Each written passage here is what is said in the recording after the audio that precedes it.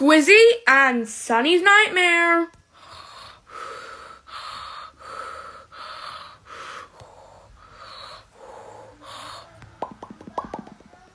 This is Squizzy's nightmare. This is Sunny's nightmare. Oh! What's that? It's following me! Get away! I'm lost in the woods. Somebody... Ah! Oh, great. We peed ourselves. Oh, dear.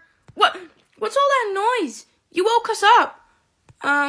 Sunny and Squizzy? What was that sound? We both had a nightmare. So, Sunny, what was your nightmare? I was on a dark, scary beach and I was alone. And, Squizzy, what nightmare did you have? It was all about these hairbrushes. One looked at me and said, "You're gonna die." Don't worry, you two. It was only a nightmare. Let's forget about it. Really? Oh, thank you. Let's get back to sleep. We're very tired. And that's the end of the second episode.